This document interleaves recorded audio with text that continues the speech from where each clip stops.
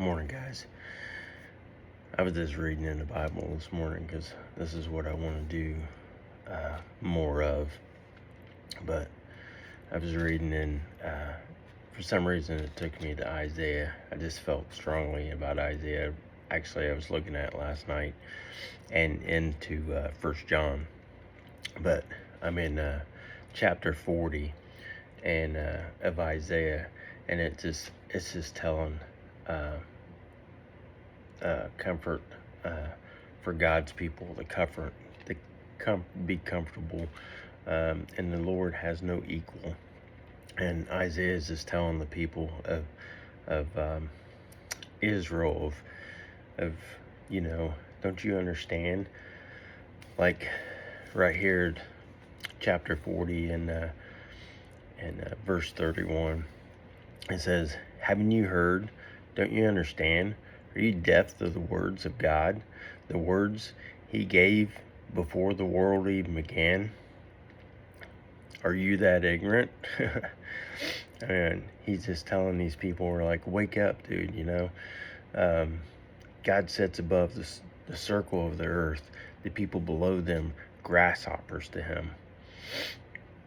And it goes on at Him. He spreads out the heavens like a curtain and makes His tent from them. He judges the people, the great people of the world, and brings them all to nothing. He talks about the stars, that He look up into the heavens. Who created all the stars? He brings them out like an army, one by another, calling each by its name. Because of His great power and incomparable strength, no, not a single one is missing. And then it goes on down here that it says, have you never heard? Have you never understood? And this is where it got me. The Lord is the everlasting God, the creator of all the earth. He never grows weak or weary. No one can measure the depths of His understanding. He gives power to the weak and strength to the powerless. Even youth will become weak and tired, and young men will fall in exhaustion. But those who trust in the Lord will find new strength. They will soar high on wings like eagles.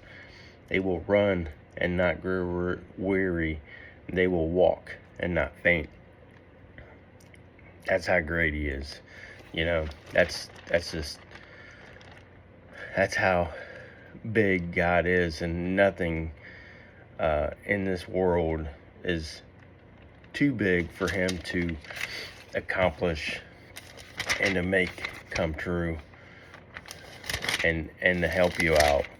And then trying to get to 1 John here, where in the very beginning of John, he says, in the beginning of the world, the Word, in the beginning, the Word already existed. The Word was with God, and the Word was God. He existed in the beginning with God. God created everything through Him, and nothing was created except through Him. The Word gave life to everything that was created, and His life brought light to everyone. The light shines in the darkness, and the darkness will never extinguish out. So His promise for us from the beginning was His Son Jesus, and Jesus was the Word, and the Word became flesh, and He came to live among these people. And and His people didn't want Him here, and we ended up putting Him on a cross and killing Him. But that was God's plan, and that's why we're all saved. So by His blood, and we just got to keep Him above everything in our life, because everything in this world right now is a lie. and the devil rules this world. And he's the one that keeps the lies in your ears constantly about yourself. He's the one that gives you anxiety.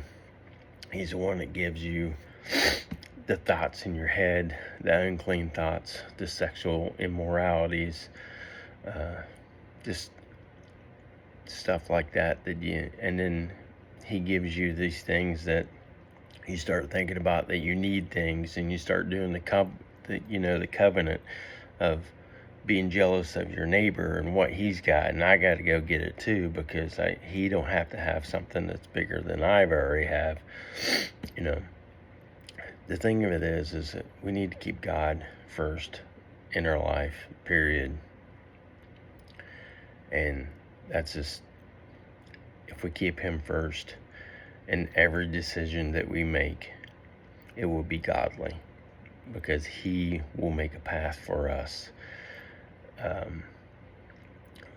Not saying that everything's going to be great, because once we do that, and once we put God first before everything, the enemy's going to come after us for sure.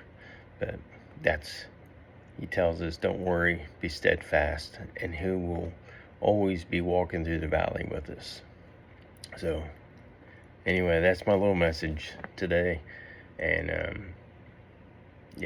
God bless. Keeping the word. Have a great Sunday.